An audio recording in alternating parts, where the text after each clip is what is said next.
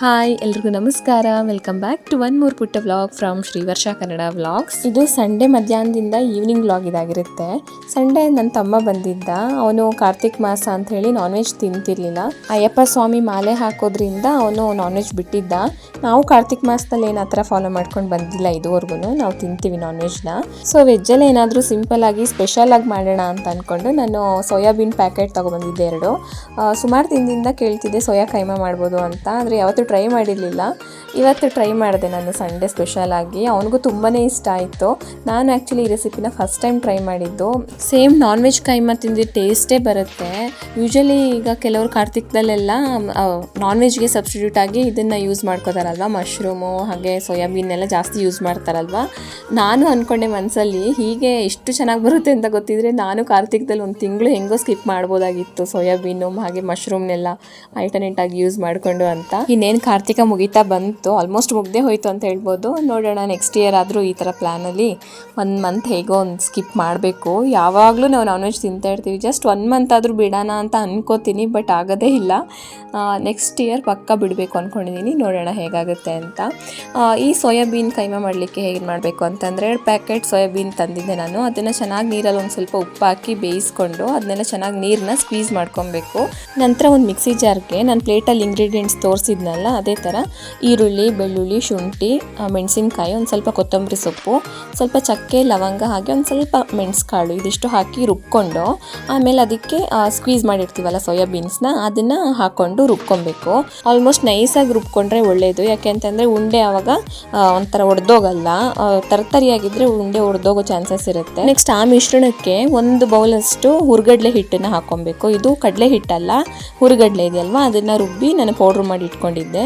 ಅದನ್ನು ಹಾಕಿ ಚೆನ್ನಾಗಿ ಕಲಿಸ್ಬಿಟ್ಟು ನಮ್ಗೆ ಎಷ್ಟು ಗಾತ್ರ ಬೇಕೋ ಅಷ್ಟು ಗಾತ್ರ ಉಂಡೆಗಳನ್ನಾಗಿ ಕಟ್ಟಿಟ್ಕೊಬೇಕು.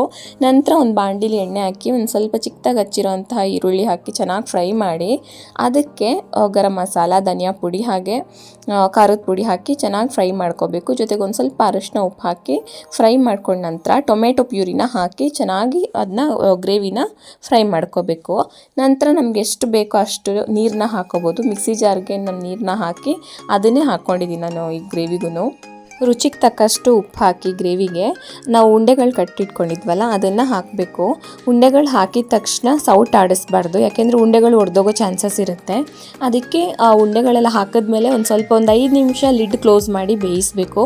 ಆಲ್ಮೋಸ್ಟ್ ಬೆಂದಿದೆ ಅನ್ನೋವಾಗ ಇನ್ನೊಂದು ಸೈಡ್ ನಾವು ತಿರು ಹಾಕ್ಕೋಬೋದು ಉಂಡೆಗಳನ್ನ. ಈಗ ಜಾಸ್ತಿ ಹೊತ್ತೇನು ಬೇಯಿಸಬೇಕಾಗಿಲ್ಲ, ಯಾಕೆ ಅಂತಂದರೆ ಸೋಯಾಬೀನ್ ಆಲ್ರೆಡಿ ನಾವು ಬೇಯಿಸಿರ್ತೀವಲ್ಲ. ಒಂದು 5 ರಿಂದ 10 ನಿಮಿಷ ಗ್ರೇವಿ ಬೆಂದರೆ ಸಾಕು. ಇನ್ನೇನು ಸುತ್ತ ಎಣ್ಣೆ ಬಿಡ್ತಿದೆ ಅನ್ನೋವಾಗ ನಾವು ಅದನ್ನು ಕೆಳಗಡೆ ಇಳಿಸ್ಕೋಬೋದು. ಲಾಸ್ಟಲ್ಲಿ ಕಸೂರಿ ಮೇಥಿ ಹಾಗೆ ಕೊತ್ತಂಬರಿ ಸೊಪ್ಪನ್ನ ಹಾಕ್ಕೊಂಡಿದ್ದೀನಿ. ಲಾಸ್ಟ್ ಒಂದು 2 ಮಿನಿಟ್ಸ್ ಅದು ಹಾಕಿ ಬೇಯಿಸಿದ್ರೆ ಗ್ರೇವಿ ರೆಡಿಯಾಗಿ ಹೋಗುತ್ತೆ. ಆಲ್ಮೋಸ್ಟ್ ಅಡುಗೆ ಎಲ್ಲ ರೆಡಿ ಆಗಿಬಿಟ್ಟಿತ್ತು. ಅಷ್ಟರಲ್ಲಿ ನನ್ನ ತಮ್ಮನೂ ಬಂದ. ಅವ್ನು ಬಂದಮೇಲೆ ಅವನಿಗೆ ಬಿಸಿ ಮುದ್ದೆ ಕಟ್ಟಿ ಊಟ ಕೊಟ್ಟೆ. ಹೇಗಿದೆ ಅಂತ ಕೇಳಿದಾಗ ತುಂಬಾ ಚೆನ್ನಾಗಿದೆ ಅಂತ ಹೇಳ್ದ. ಸೋಯಾಬೀನ್ ಕೈಮಾ ಉಂಡೆ ಸಾರು ಇದರಲ್ಲಿ ಕೈಮನು ಮಾಡ್ಬೋದಾ ಅಂತ ಅಂದರೆ ಅಷ್ಟು ಚೆನ್ನಾಗಿತ್ತು ಅದು ಟೇಸ್ಟು. ಊಟ ಎಲ್ಲ ಮಾಡಿಕೊಂಡು ರೆಡಿಯಾಗಿ ಒಂದು ಕಡೆ ಹೊರಟ್ವಿ. ನನ್ನ ಫೇವ್ರೆಟ್ ಪ್ಲೇಸ್ ಅಂತಲೇ ಹೇಳ್ಬೋದು ಅದು. ಆ್ಯಕ್ಚುಲಿ ನನ್ನ ಗೋ ಟು ಸ್ಪಾಟ್ ಅಂತಂದರೆ ನರ್ಸರೀಸ್ ಅಂತ ಹೇಳ್ಬೋದು. ನಂಗೆ ನರ್ಸರೀಸ್ ಅಂದರೆ ತುಂಬ ಇಷ್ಟ. ಅಲ್ಲಿ ಟೈಮ್ ಸ್ಪೆಂಡ್ ಮಾಡೋಕ್ಕೆ ಹಾಗೆ ಅಂದರೆ ಬೇರೆ ಬೇರೆ ಡಿಫ್ರೆಂಟ್ ಟೈಪ್ಸ್ ಆಫ್ ಪ್ಲ್ಯಾಂಟ್ಸ್ನ ನೋಡೋದಕ್ಕೆ ತುಂಬಾ ಇಷ್ಟಪಡ್ತೀನಿ. ನನಗೆ ಇಂಡೋರ್ ಪ್ಲ್ಯಾಂಟ್ಸ್ನ ಬೆಳೆಸಬೇಕು ಅಂತ ತುಂಬ ಇಷ್ಟ. ಕಿಚನಲ್ಲಿ ನಾನು ಸ್ವಲ್ಪ ಪ್ಲ್ಯಾಂಟ್ಸ್ನ ಇಟ್ಕೊಂಡಿದ್ದೀನಿ.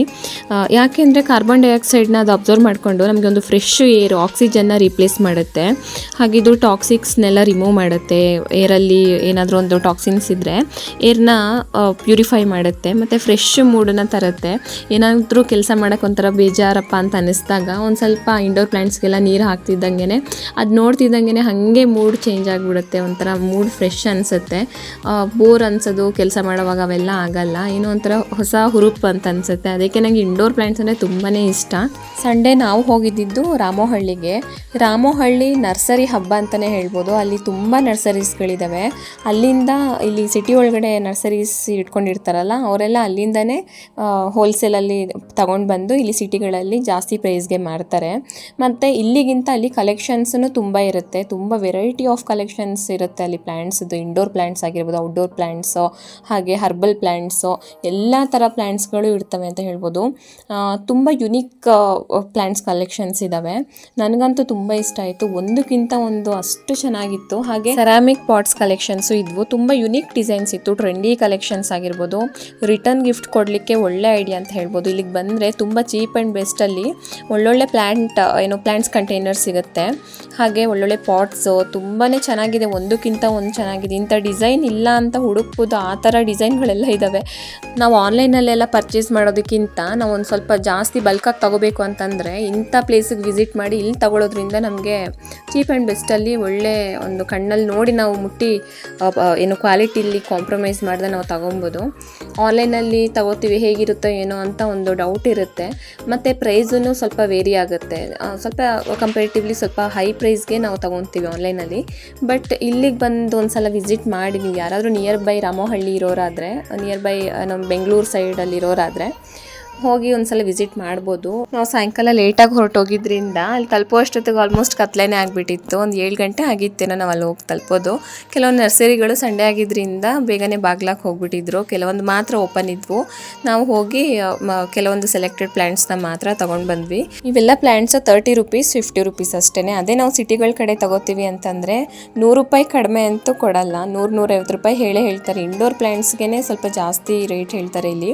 ಇನ್ನು ನಿಮಗೆ ಅಲ್ಲಿ ರಾಮೋಹಳ್ಳಿಲಿ ಒಂದು ನರ್ಸರಿಲಿ ಇಷ್ಟ ಆಗಲಿಲ್ಲ ಪ್ಲ್ಯಾಂಟ್ಸ್ ಕಲೆಕ್ಷನ್ಸ್ ಅಂತಂದರೆ ಬೇರೆ ಏರಿಯಾಗೆ ಹೋಗ್ಬೇಕಂತಿಲ್ಲ, ವಿದಿನ್ ರಾಮೋಹಳ್ಳಿನೇ ತುಂಬ ನರ್ಸರಿಗಳು ಸಿಗ್ತವೆ. ನಿಮಗೆ ಒಂದು ಕಡೆ ಇಷ್ಟ ಆಗಿಲ್ಲ ಅಂದರೆ ಬೇರೆ ಕಡೆ ನೀವು ತೊಗೊಬೋದು. ಇನ್ನು ನನ್ನ ತಮ್ಮ ಬರೋವಾಗ ಚಾಕ್ಲೇಟ್ಸು ಬಿಸ್ಕೆಟ್ಸ್ ಎಲ್ಲ ತಂದಿದ್ದ. ಅವ್ನು ಪ್ರತಿ ಸಲ ಬರಬೇಕಾದ್ರೂ ಅಷ್ಟೇ ಜಾಸ್ತಿ ಬಲ್ಕಾಗಿ ತೊಗೊಬರ್ತಾನೆ ಚಾಕ್ಲೇಟ್ಸು, ಕುಕ್ಕೀಸ್ ಎಲ್ಲ. ನನ್ನ ಮಕ್ಳಿಗೂ ತುಂಬ ಇಷ್ಟ ಅಂತ ಅದನ್ನೆಲ್ಲ ಒಂದೊಂದೇ ಓಪನ್ ಮಾಡಿ ನೋಡ್ತಾ ಇದ್ದಾನೆ ಮಾಮ ಏನು ತಂದಿದ್ದಾರೆ ಅಂತ. ಬಿಸ್ಕೆಟ್ಸ್ ಇದ್ದು ಯುನಿಬಿಕ್ ಕುಕ್ಕೀಸು, ಹಾಗೆ ಹರ್ಷೀಸ್ದೆಲ್ಲ ಚಾಕ್ಲೇಟ್ಸ್ ತಂದಿದ್ದ. ಟೇಸ್ಟ್ ವೈಸ್ ತುಂಬಾ ಚೆನ್ನಾಗಿತ್ತದು.